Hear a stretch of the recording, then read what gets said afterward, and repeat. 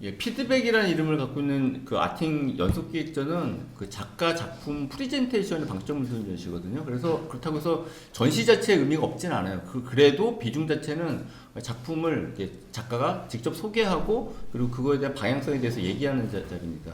그래서 보통 우리 전시는 아팅의 전시는 작가대가 거의 예외 없이 있어요. 근데 그때는 저는 프리젠테이션을 안 해요. 안 하고 그냥 우리 둘이 앉아서 전시된 작품에 대해서 얘기하고 피드백은 달라요. 이 피드백 같은 경우 작가가 자기 작품에 대한 방향성을 얘기를 하는 거에 더 비중이 있습니다. 지금 이 피드백이라는 행사가 서문에도 적었지만 벌써 5번째를 맞았거든요. 작년에 공교롭게 2번을 했어요. 그리고 올해 5번째로 옆에 앉은 단스, 이경화, 최성윤, 최하균 이렇게 4분 초대해서 전시를 하고 오늘은 단스, 이경화 이 2분 작가 대화를 합니다. 안녕하세요. 단스입니다.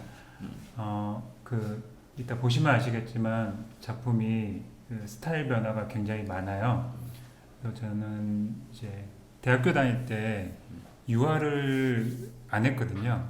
그리고 한 30 넘어서 그때 유화를 시작했는데 그러면 이제 여러 가지 실험들을 많이 해봐야 되잖아요. 근데 그거를 이제 스킵하려고 하다 보니 오랫동안 이제 실험을 하게 뭐 스타일이나 그런 것들이 변화하게 된 것 같아요.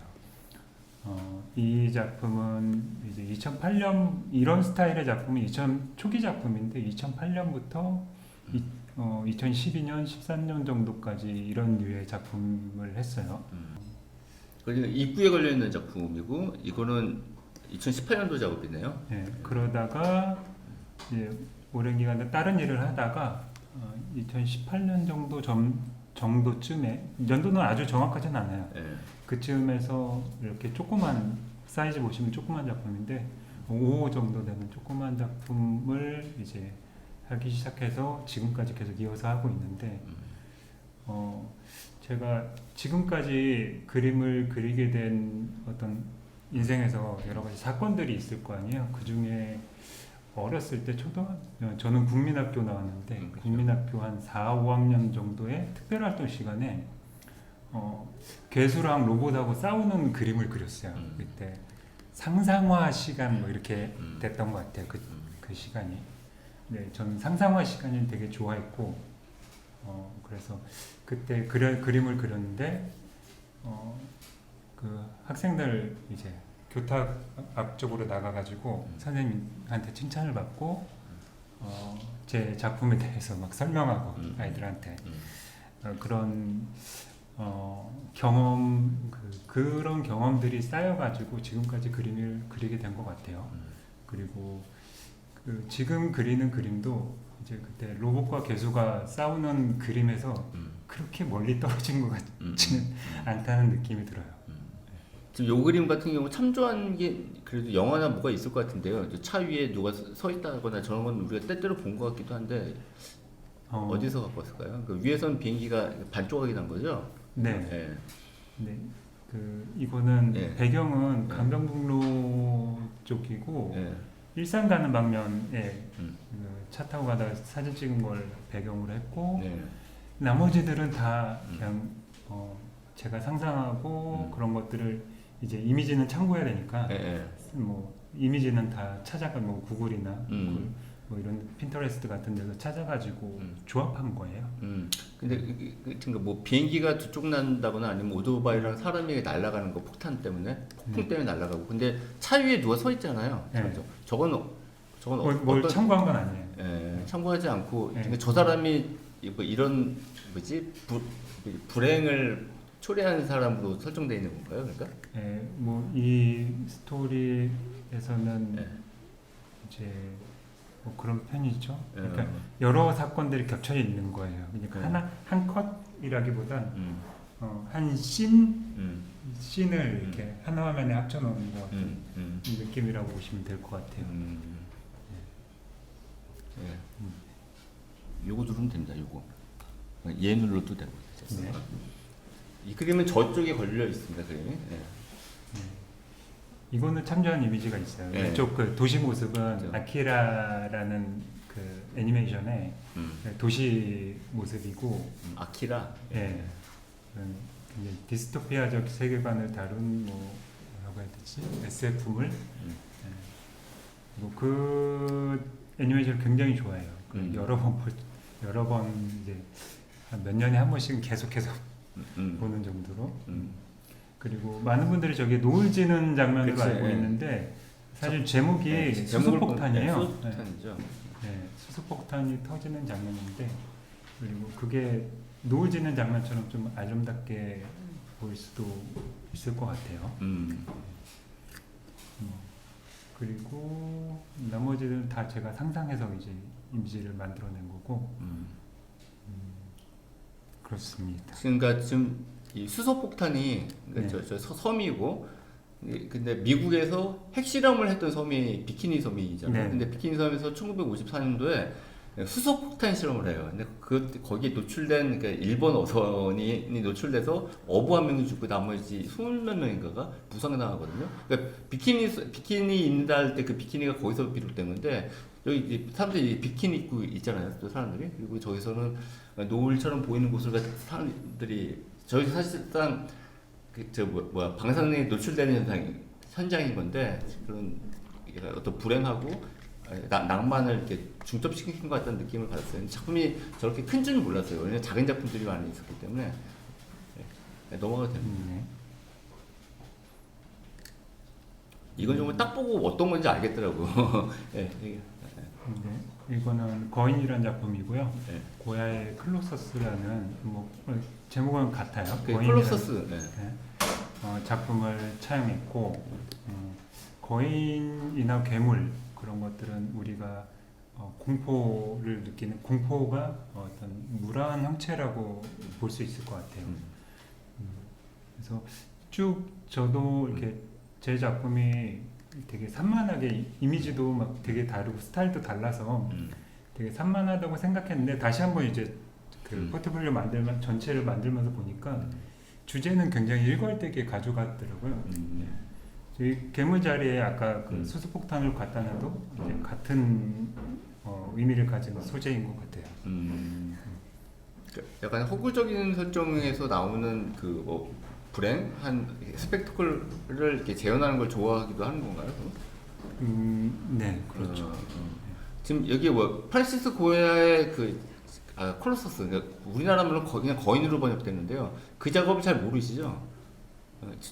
저기는 물론 당연히 현대적 도시의 거인이 지나가는 모습으로 나타나는데, 콜로서스에서는 산이 있고 거기 사람들이 있어요. 정말 전근대적인 풍경에 사람의 뒷모습이 나와 있는 약간 노을 지는 풍경의 그림이거든요. 근데 딱 보니까 그거 바로 떠오르더라고요. 그러니까 그럼 넘어가도 됩니다. 이거는 콘서트라는 작품이고요. 예, 좀비물도 굉장히 좋아하는 편인데 그 좀비들이 소리에 민감하게 반응을 해요. 그래서 소리가 나면은 그쪽으로 막 사람들이 그래서 최대한 소리를 안 내고 이렇게 가려고 노력하는데 소리가 나면은 좀비들을 콘서트를 열어가지고 좀비들을 한꺼번에 모으면 좋지 않을까 이렇게 화학된 상상을 하는 걸 좋아하는데 어렸을 때부터 상상화 시간을 좋아했던 거죠. 그래서 좀비들이 이제 그때 당시에 트래비스 스캇이라는 래퍼인데 그 음악을 많이 들으면서 작업을 했어요. 트래비스 스캇을 초대하고 그러면 공연을 하면 좀비들이 이제 와가지고 춤추면서 사진 찍고 인스타에 올리고 약간 그런 상상을 했던 것 같아요. 4년 전 작업이네요. 근데 2020년도니까. 네.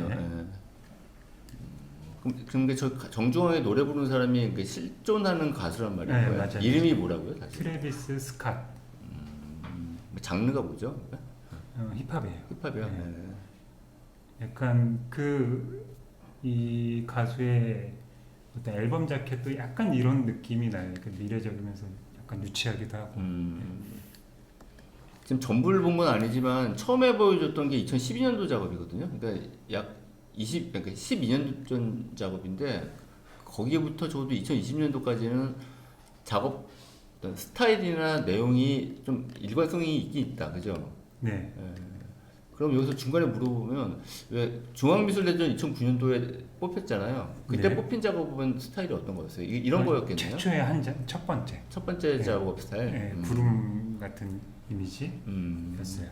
음. 네, 넘길까요? 네. 그리고 나서 2022년도니까 재작년 작업이고 저는 이 작업을 갤러리 가서 직접 봤어요. 네. 네. 얘기. 이때는 어떤 내용적인 부분보다 어떤 그 회화적 실험 그런 것들을 더 중시했던 시기였던 것 같아요. 손맛 뭐 이런 손맛 같은 거요? 네. 붓질의 손맛이나 뭐 이런 거요? 네, 그렇죠. 네. 그리고 뭔가 이제 그 전에는 오랫동안 뭐 이렇게 계속 막 뿌리고 막 촘촘하게 그리고 그랬더라면 이때는 뭐 시원하게 나도 한번 시원하게 해보고 싶었던 그런 욕구가 있었던 것 같아요. 그래서 이렇게 작품들이 이렇게 작업실에 쫙 쌓여 있으면 비슷비슷하잖아요. 그러니까 갑자기 그런 쫙 보고 있다 보면 약간 답답한 느낌? 비슷비슷하니까. 그래서 갑자기 어떤 반대편으로 튀는 것 같아요. 그래서 이거는 이제 나무로 만든 사람이라는 어떤 그 주제로 그림을 그렸고 피노키오 같이? 예, 나무에도 의식이 있다면 그런 나무 의식 있는 나무를 주순 사람이 우연히 목수예요. 그래서 가져다가 이제 인물 두 상을 만드는데 테이블을 먼저 그리고 그리고 그 테이블을 이제 팔레트 삼아서 거기다 이제 팔레트 물감 섞고 그런 거예요. 그리고 그러면서 이제 두 상을 만든 거죠. 두 상을 그린 거죠. 이제 그 만드는 행위랑 그리는 행위를 약간 겹쳐서 표현한 작품이에요. 다음 네. 2022년도 왼쪽은 그 세잔 세잔의 작업을 한 거구나. 농부의 초상이라는 작품인데 네. 제가 세잔을 좋아하는데 세잔의 작품 중에서 저 작품을 굉장히 좋아해요. 좋아하는 이유를 좀 어, 얘기해 주세요. 그 붓질감 때문에? 그런 것도 있지만 그것도 중요하죠. 저는 이제 이렇게 세상이 파국을 맞는 어떤 씬을 좀 계속 그리게 되는 것 같아요.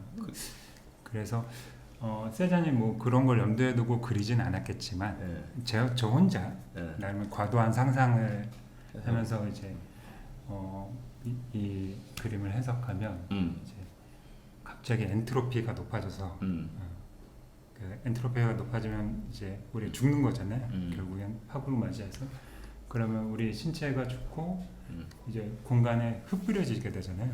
균질하게 약간 그런 느낌이랄까. 이 그림에서 그런 느낌을 받았다고. 엔트로피가 상승했을 때에 나타날 수 있는 현상이 이 그림에서 보여졌다고 우리가 이해하면 되죠. 그렇죠. 그러니까 인물하고 배경하고의 구분이 모호하고 마치 인물에 있는 색감도 배경에 또 같이 이제 드러나고 보면은 피부 빛깔이 뭐 이런 데도 드러나거든요. 그래서 그런 순간 같은 느낌이랄까. 그리고 세잔은 그림을 굉장히 오랫동안 그렸는데 오랫동안 그리면서 이제 떠듬떠듬 화면을 만져가는 느낌, 촉각적인 시각을 굉장히 중시했는데 거기서 시각을 넘어서 어떤 촉각적인 어떤 감각을 일으킨다고 생각을 하는데 그런 거 저도 그런 걸 굉장히 중요시 여기고 생각을 하거든요. 그런 느낌이 좋은 것 같아요. 사실은 이거는 제가 해석을 한 거고 사실 뭔가를 좋아할 때 사실은 그걸 이유를 알기 어렵잖아요. 그러니까 뭐 이래서 좋아해라고 하지만 그냥 감각적으로 좋은 것 같아요. 처음엔 굉장히 투박해 보였는데 근데 지금 이 농부의 초상이라는 작업에서 세상의 파국을 읽을 수 있었고 그 여러 단서 중에 하나가 대상하고 경계하고의 구분이 사라지는 화면 구성 얘기인데 대상하고 배경하고 이게 경계가 모호해진다는 건 일반적인 미술사적 해석이에요, 사실은 세잔에 대한. 그렇다고요. 아, 예. 아니, 그 얘기를 하는 이유는 그렇기 때문에 꼭 농부의 초상에서만 그 느낌을 받기는 어려울 수도 있다. 이 얘기를 하려고 그랬다. 맞아요. 세잔의 다른 작품에서도 유사한 대상하고 느낌들이 많죠. 대상하고 배경하고의 경계가 모호해서 주목받고 그것 때문에 이것이 그 이치파루가는 단서다라고 보통 해석하잖아요. 미술사에서. 그렇기 때문에 그래도 특별히 농부의 초상에서 그런 인상을 받았던 또 다른 이유가 있을까라는 게 원래 내가 물어봤던 질문, 취지거든요. 그런 건 없습니까? 그러니까? 그 정도가 되게 농부도 보여야 되고 음, 이렇게 완전히 흩뿌려지면 완전히 추상으로 가잖아요. 예. 뭐 그건 또 역시 다른 그림도 마찬가지긴 한데 제 어떤 취향적인 문제, 아니, 요 정도 느낌이 난 좋은 것 같아. 더 이제 세잔의 그림 중에 더 구상적인 이미지도 있고 그럼 이거보다 더 추상적인 이미지도 있잖아요. 그럼 이 작업은 정말 세잔의 작업이에요? 아니면 본인이 이걸 따라? 세잔의 작업이에요. 네. 그걸 그래서 세잔이라고 적어놓긴 했구나. 그래서 연도가 표시가 안 돼서 난 세잔의 농부의 초상을 본인이 그렸다는 얘기인 줄 계속 듣고 있었는데 아니었구나. 예. 그럼 트롤 저거는 본인이 그린 거 맞죠? 네, 맞아요. 예. 근데 그 나란히 비교한 거는 두 개의 화면 구성이 비슷하지 않냐 이렇게 설명을 하신 거죠? 예. 얘를 그려 나갔을 때 예. 어떤 그 감각 그런 것들이 저런 느낌하고 비슷하지 않나. 그럼 저런 데서 영향을 받아서 내가 한 건 아닌가 라고 이제 생각을 하는 거죠. 예. 넘어갈까요, 저는? 이게 아까 보여줬던 피노키오 시리즈, 이건 저기 이름 붙인 겁니다. 피노키오 네, 시리즈는 아니죠, 명칭은. 근데 이거 약간 연작으로 2022년도에 제작되고 전시도 됐던 작업들인 것 같은데, 이거 네. 좀 설명 주실까요? 왜냐면 나는 사실 이 작가의 작품 세계를 이걸로 처음 봤어요. 그래서 이런 스타일의 작업을 하는 사람인 줄 알았어요. 근데 앞뒤 전후 작업을 받아 보니까 전혀 아니었더라고요. 그러니까 이거는 아주 예외적인 케이스였던 거예요. 그러니까 예외적인 케이스의 시발점이었던 것 같아요. 왜냐면 지금 저것도 예외적인 케이스잖아요. 신작. 네. 그죠? 네. 그러니까 그 얘기 좀 이따 나누기로 하고 지금 이 작업에 대해서 설명을 또 해주시고 또 이렇게 발전한 이유 너무 좋은 것 같은데. 이거는 그 전작에서 계속 이어져 오는 건데 이거를 조금 더 흩뿌려 놓으면 이런 형태가 되는 것 같아요. 그리고 이때는 즉흥 뭔가 이렇게 계획하고 뭔가 의미를 생각하고 그림을 그리는 것보다는 즉흥적으로 그리려고 최대한 뭐 즉흥적으로 그리려고 노력을 했었어요. 그리고 그림 그리는 과정이라든가 뭔가 이제 회화적으로 이렇게 딱 봤을 때 스타일적으로 조금 신선해 보이게 뭐 새로운 회화는 만들 수 없지만 그래도 뭔가 조금 다르게 만들려고 다른 시각적인 효과를 주려고 많이 노력했던 것 같아요. 그래서 일부러 뭐 그리는 과정들이 그대로 드러난다든가 스케치 연필이나 뭐 그런 다른 스케치 없이 까만 라인으로 바로 즉흥적으로 그림을 그리고 그리고 그러면서 이제 화면을 이제 만들어가는 그런 시도들을 했었어요 이때. 이것도 마찬가지고요.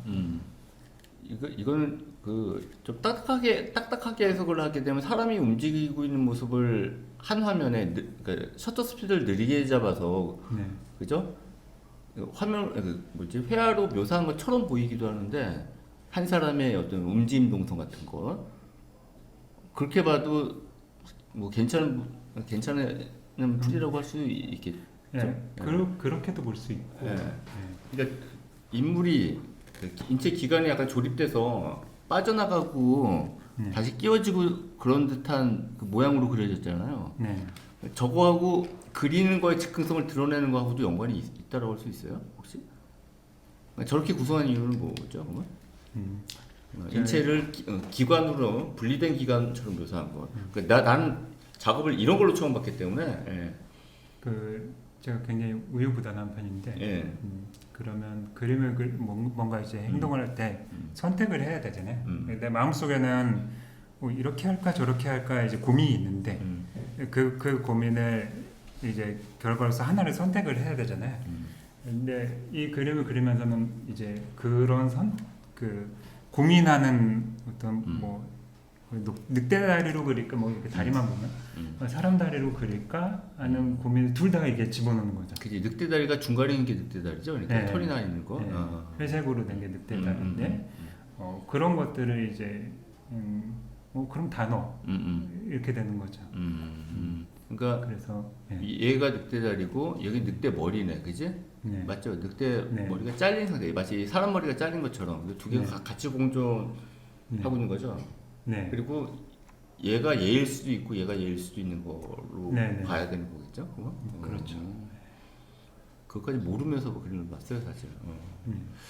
예. 그래서 예. 그냥 외관으로 보면은 이렇게 그렇게 셔터 스피드를 느리게 해서 여러 컷을 그냥 이어서 붙인 건가?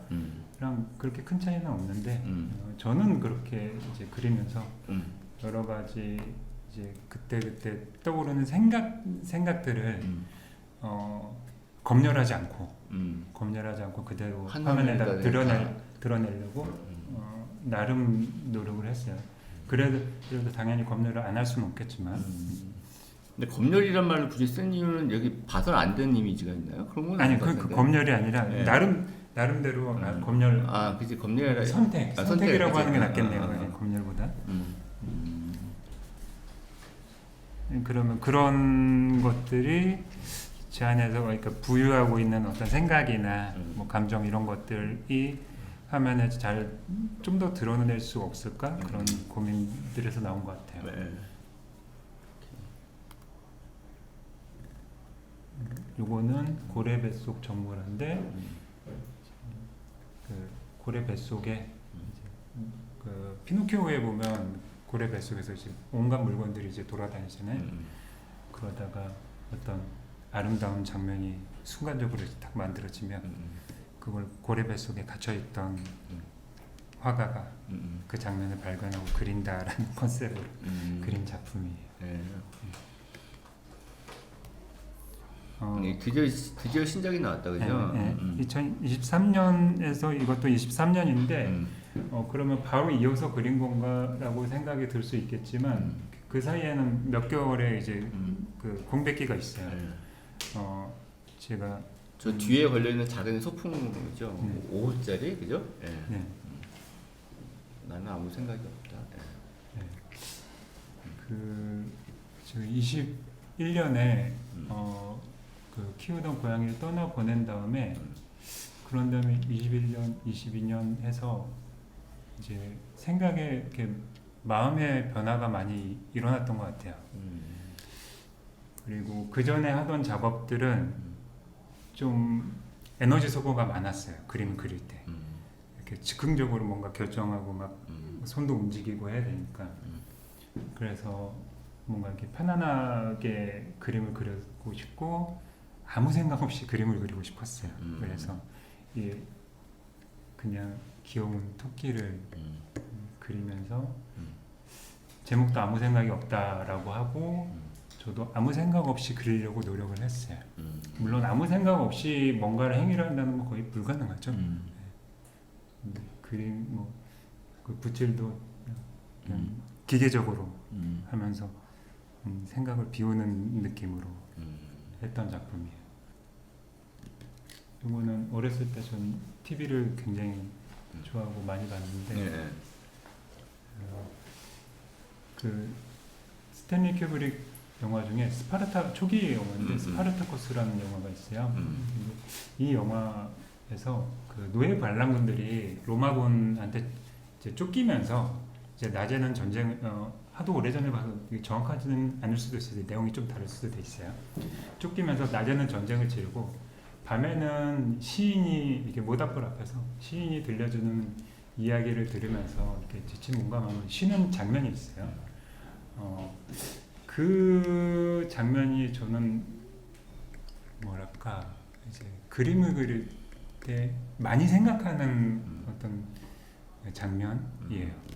그래서 스파르타쿠스가 그 반란군을 이끄는 리더인데 시인은 자기가 이제 나한테도 칼을 쥐어달라 나도 싸우겠다 그러는데 스파르타쿠스는 그 시인한테 너는 칼을 쥐면 안 된다라고 얘기를 하거든요. 그게 저한테는 그 시인의 역할이 그림 그리는 어떤 이유 같은 느낌이 들어요. 정말 이제 그림만 봤을 때는 뭐 제작의 동기를 도무지 알 수 없는 그림들이 그죠? 그렇죠, 그렇죠. 네. 그러니까 그 그림을 저는 그림의 어떤 내용이나 뭐 여러 가지 철학을 담는 게 뭐 여러 가지 생각들을 하면서 그리는 게 과연 그게 가능할까? 그게 의미가 효과적으로 있을까? 전달이 될까? 그러니까 진짜 효과적인 전달 수단, 메시지의 전달 수단은 언어잖아요. 그래서 그런 걸 조금 의문을 가지고 있거든요. 근데 저는 그럼에도 불구하고 제가 어떤 스토리나 이야기를 막 생각하면서 그림을 그리는 건 저는 그걸 가지고 동력이 있어야 되잖아요. 아무 생각이 없으면 아무것도 일어나지 않잖아요. 근데 아까는 아무 생각 없이 한 거라서요. 아예 무슨 의미인지 충분히 이해했습니다. 네. 넘길까요? 이런 거는 동화책에서 모리스 샌닥의 동명의 동화에서 영감을 받아 제목은 괴물들이 사는 나라예요. 동명의 동화에서 영감을 받아서 밤바다를 항해하는 토끼와 강아지를 그렸어요. 원작은 그 말썽쟁이 아이의 방에서 이렇게 나무가 자라나면서 그 방이 하나의 세계가 되고 거기서 괴물들이 사는 나라로 이게 떠나간다는 내용인데 저는 그 내용을 보면서 뭐 이렇게 만화 속에 그 동화 속에 나오는 내용은 아니에요. 근데 약간 두려움과 설렘, 고통이 공존하는 이제 밤바다를 그리고 싶었어요. 그러니까 그때의 심리 상태를 좀 반영했던 것 같아요. 이 작품이.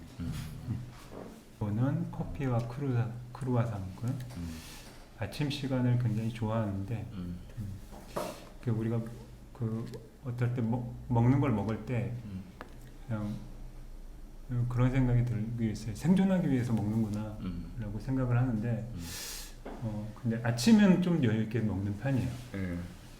쭉 해서 먹지 않고. 그래서 그럴 때 어떨 때는 그 아침 먹는 순간 그 시간이 되게 정말 행복을 느낄 때가 있거든요. 뭐 삶에서 되게 신성한 시간이라고 느낀다는 얘기구나. 그래서 우리가 그렇게 애타게 막 행복하려고 막 이렇게 열심히 사는데 별거 아닌 곳에서 온다는 걸 느끼는 순간이. 그래서 그런 생각으로 그림을 그렸어요. 오케이. 지금 저희 걸려있는 두 점이죠. 이건 설명이 좀 필요하죠. 이거는 내가 여기 있다는데, 그죠? 네. 2013년에 개인전환 전시 공간이 을지로가 재개발되면서 이제 없어질 상황에 처했어요.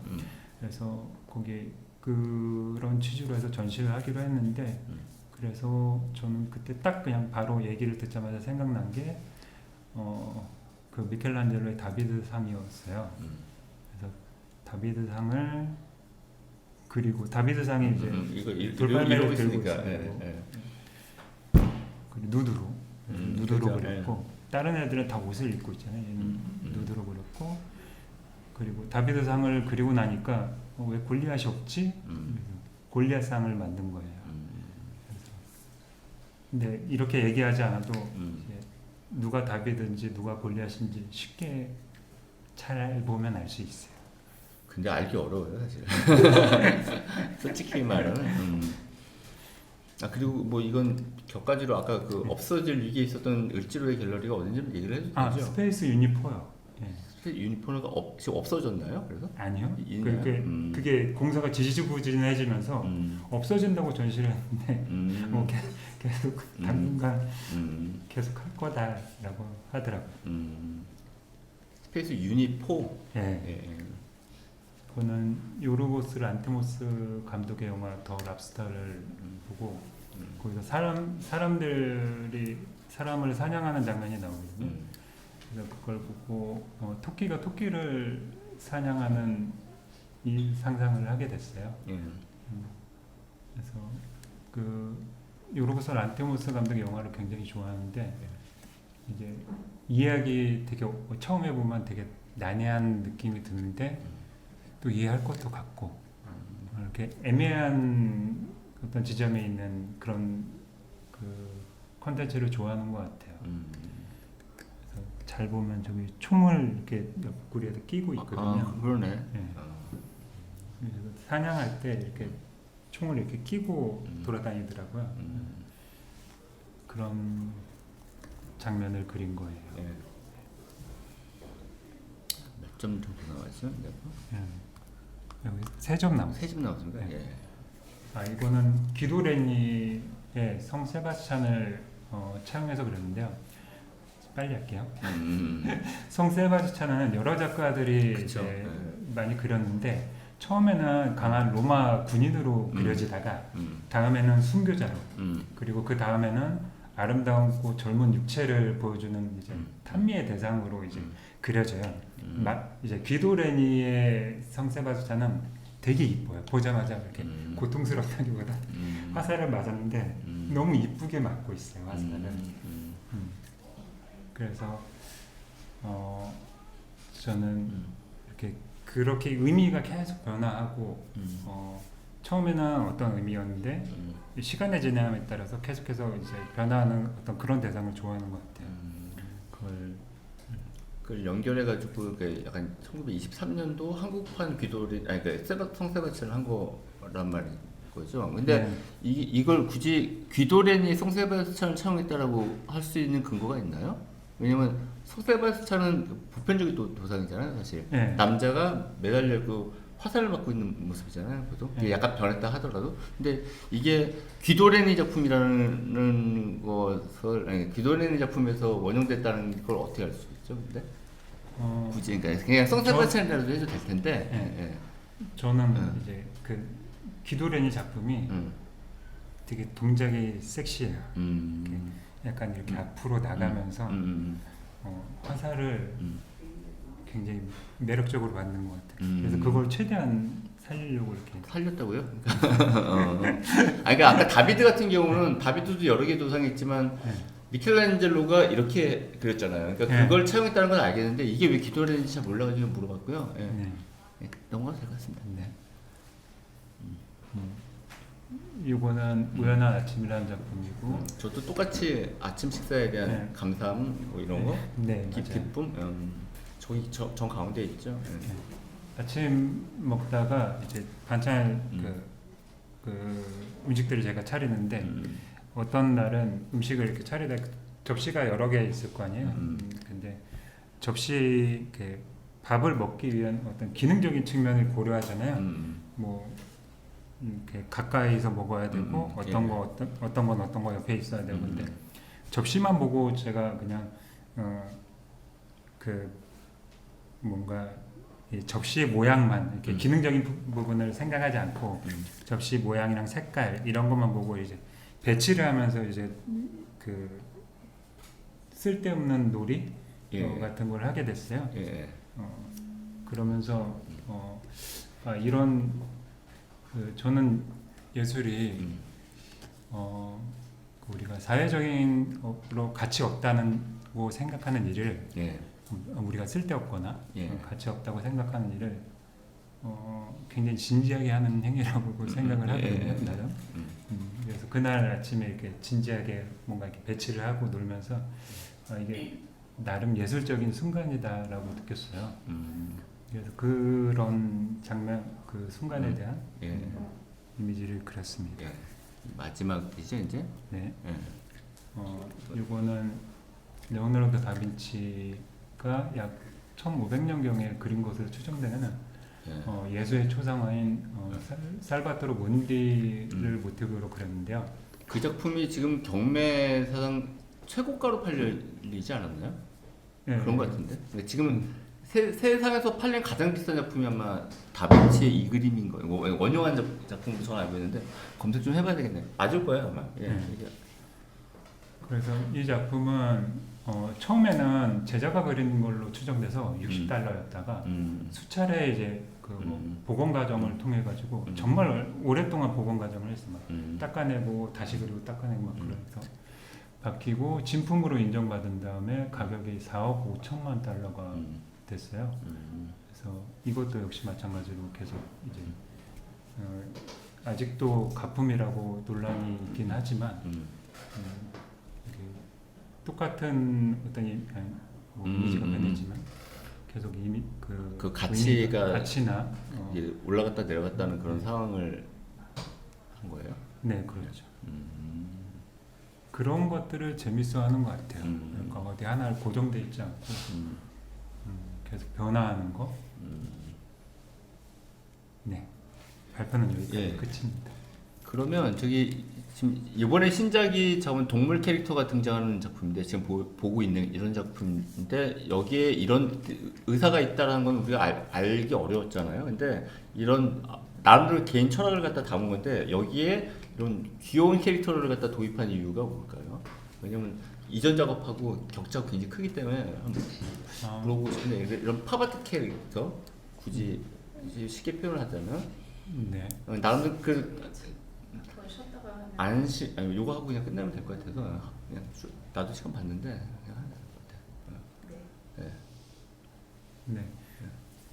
그 제가 그 고양이가 아팠을 때 병원에 있으면서 병원에 왔다 갔다 했는데 그 아내가 너무 힘들어하니까 저도 이렇게 모르게 귀여운 이게 그 노트를 가지고 있었는데 이제 어디가 아픈지 막 이런 거 적으려고 근데 거기에다가 귀여운 캐릭터를 그리고 병원에 있는 상황을 저희 고양이를 캐릭터로 만들어서 귀엽게 그리고 병원에 있는 상황을 재밌게 이제 꾸며가지고 막 이제 이야기를 만들고 아내한테 보여주고 그리고 같이 조금 웃고 그렇게 이제 그 힘든 시기를 보냈어요. 근데 나중에 이제 좀 생각해 보니까 이상하잖아요. 이렇게 되게 막 슬픔에 빠져 있는데 왜 막 웃긴 그림을 그려가지고 그 농담도 하고 이렇게 그랬을까 생각해 보니까 우리는 항상성을 유지하려고 그러잖아요. 그러니까 마음이 슬픔 쪽으로 너무 많이 기울어져 있으니까 반대쪽의 이미지를 자꾸 생각하게 만드는 것 같아요. 계속 그런 그거 이외에도 막 웃긴 옛날에도 또 웃긴 얘기 같은 거 계속 떠오르더라고요 머릿속으로. 그래서 아내한테 계속 그런 얘기 해주고 잠깐씩 웃으면서 그 시기를 보냈던 것 같아요. 그래서 그 이후에는 저한테는 이런 이미지가 저한테는 좀 필요했어요. 그래서 어렸을 때 동화 뭐 이렇게 이소부화를 많이 봤거든요 초등학교 때. 그래서 어렸을 때 이런 느낌의 캐릭터를 본 것 같아요. 그러니까 제 기억에 찾아봤더니 이게 그 영상이나 그 이미지를 찾을 수는 없더라고요. 제가 어렸을 때 봤던. 그래서 이런 느낌이지 않을까 하고 이렇게 캐릭터를 만들어서 그리게 됐어요. 지금 이게 코믹한 동물 등장시킨 작업은 귀도렌이나 아니면 레오나르도 다빈치 작품이고 그리고 아까 고야의 거인으로 보통 번역되는 작업을 차용한 작업도 있고 뭐 그래도 아주 짧게 썼는데 서문에도 짧게 썼는데 이 명화를 패러디한 작업들이 적지 않게 있거든요. 그러니까 이미 검증된 작업을 향한 그걸 표준으로 보고 작업에 임하는 것 같다는 생각도 들거든요. 그건 중요한 태도라고 생각하는데 어떻게 생각하세요? 그건? 명화가 되게 이미 이게 검증된 명화 도상을 갖고 와서 자기 스타일로 바꾸는 경우가 많잖아요. 초반부터 그거에 대한 생각 좀 말씀해 주시면 그 저는 뭐 예전에 뭐 진짜 오래 전에 작가분들도 그랬겠죠. 김한기 선생님의 뭐 그 환기인 뉴욕에도 그 얘기가 적혀 있더라고요. 우리가 할 수 있는 건 이미 조금 신기한 거 이 정도밖에 할 수 있는 이게 없다. 할 게 없다. 선대가 새로운 이미 게 더 없다. 많이 해놨기 때문에. 네, 근데 새로운 걸 계속 고민하지만 우리가 할 수 있는 거는 이미 이전에 있던 거를 우리가 있는 걸 선택하는 방법이 최선인 것 같다는 생각을 해요. 그렇기 때문에 과거를 뒤지고 그걸 먼지를 털어내고 어떻게 하면 그거를 새롭게 조금 보여줄 수 있을까? 그런 고민을 하는 중에 이제 이런 작품들 그 스토리나 그런 것들이 재밌는 것들을 찾아서 그리게 되는 것 같아요. 예. 그리고 뭐 단순한 질문. 단스가 예명이잖아요. 실명은 따로 있고. 그러니까 네. 전 이게 뭔지는 아는데 그 단스가 어떤 의미죠? 네, 사실은 이제 제가 즉흥적으로 그냥 지은 건데 그때 당시에 무라카미 하루키의 후아후아라는 동화가 있어요. 거기에 하루키가 어렸을 때 키웠던 그 고양이 이름이에요. 그러니까 어떤 이 반려동물에 대한 그 애착이 있네요, 그죠? 네. 네. 그 이름이 단스란 말이죠. 네, 단스. 나는 지금 이게 일본어로 춤이 단수거든요. 댄스. 아, 그건가 했어. 예. 예, 청중 질문 받겠습니다. 저쪽에 청중 질문 있는 것 같은데요. 예. 예. 피드백 저기 그 제목이 피드백이니까 좀 약간 조심스럽긴 한데 그 작가가 좀 약간 돌고 있다는 계속 이렇게 방황한다는 느낌이 좀 있고 생각 없이 한다 뭐 그런 거가 되게 철학적인 것 같아요. 그러니까 저도 좀 생각 없이 하거든요, 작업을. 생각이 너무 많으면 철학적인 생각을 너무 많이 하면은 그림이 좀 산후가더라고요. 복잡해지면은 약간 소통도 잘 안 되는 것 같고 약간 그런 느낌이 좀 있는데 단스가 이제 학부 때 했던 것들이 기본이 돼가지고 좀 돈다는 생각이 좀 들더라고요. 그러니까 단스가 학부 졸업할 때 어떤 작업을 했냐면은 사조김을 갖다가 한 2m 넘게 큰 사조김을 양반김이. 양반김을 갖다가 큰 거를 갖다가 그렸는데 저는 그 작품이 아직까지 좀 기억이 남아요. 그래서 아무 생각 없이 했던 작업 중에 그게 제일 좋았다는 생각이 들어요. 그것들 계속 돌고 계속 지금 방황하고 있다는 생각이 좀 약간 좀 들어서 피드백이니까 제가 좀 약간 좀 뭐랄 수도 있는데 약간 그런 느낌이 좀 들어요. 그래서 나중에 진짜 아무 생각 없이 계속 기부를 좀 했으면 하는 생각도 있고 하는데 어떻게 생각하는지 그 작품에 대해서 그 작품은 전 나올 줄 알았어요 그날. 네, 포트폴리오에 있을 줄 알았는데 그 작품이 없어서 제가 한번 물어보고 싶어요. 아, 예. 그 작품이 이미지가 없어요. 그러니까 작품은 좀 분실된 상태인가요, 그러니까? 예, 작품도 분실되고 이미지도 이제 찾으면 있을 텐데 찾지 못해가지고 그때는 이제 저는 웃기는 게 되게 어렸을 때부터 되게 중요하게 생각했거든요. 웃기는 사람이 되고 싶었는데 이제 오랫동안 노력했는데 잘 안 됐어요. 그래서 작품도 이렇게 재밌고 이렇게 사람들이 한번 이렇게 웃음을 줄 수 있는 코믹한 작품을 이제 하려고 노력했었는데 근데 그때 그러면 중간에 그 조립인간처럼 되는 2022년도 3년도 작업도 그런 의도가 아무튼 대면에 깔려 있긴 한 거예요. 모든 작업에 깔려 있긴 해요. 그런 의도가 사람들을 여기다 웃기고 싶다라는 의도가. 지금은 그렇게 크진 않아요. 네. 네, 근데 졸업할 때는 좀 많이 컸어요. 이게 내 주변에 있는 친구들이 되게 웃어줬으면 좋겠다. 그래서 그 굉장히 큰 작품인데 그거를 얼핏 보면 추상회화 같은 느낌이에요.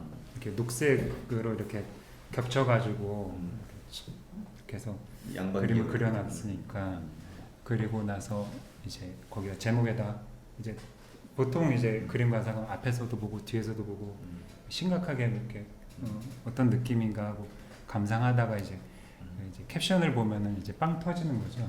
그리고 그래서 그 유일하게 제가 의도한 거 그대로 이제 관람객이 반응한 거의 유일한 작품인 거예요. 근데 어떻게 그걸 분실했을까요? 그 중요한 작업을 질문에도 안 나올 정도인데 뭐 사정이 있겠죠. 또 혹시 질문 있으세요? 저요. 네, 그 질문하고 마무리를 하겠습니다. 그 작가님한테 질문하고 싶은 것 중에 하나가 약간 파고 뭔가 손 쓸 수 없는 어떤 상황 이런 것들이 갖는 의미 같은 거 하고 그다음에 이제 기본적으로는 약간 그런 베이스가 있어서 지금의 동물 캐릭터들이 약간 납작한 이미지가 아니라 그러니까 표정이나 이런 게 되게 레이어가 있고 그러니까 뭔가 묘한 어떤 얘기를 하고 있는 그런 느낌이 되게 좋은 것 같다는 생각이 들었거든요. 색이라든지 어떤 느낌이 느낌, 그러니까 디테일한 어떤 느낌들을 선사한다 이런 부분들이 좋다. 저는 그렇게 생각을 했습니다. 네, 질문은 앞에 질문 없어? 파국이라는 게 네. 작가님한테는 어떤 의미인지. 일단 감사하고요. 좋게 봐주셔서. 그 앞에 이제 혼란스러운 그림들은 이제 바니타스화로 봐도 무방하다고 생각을 해요. 이제, 그 바니타스의 전통을 이제 따라가 보면 로마 시대 연회 때 연회가 한창일 때 그 손님들 사이로 이제 노예가 이제 쟁반에다가 해골을 이렇게 담아가지고 연회 중간을 왔다 갔다 한대요. 그러면 우리가 한창 흥이 올랐는데 되게 그 분위기를 깰 수가 있잖아요.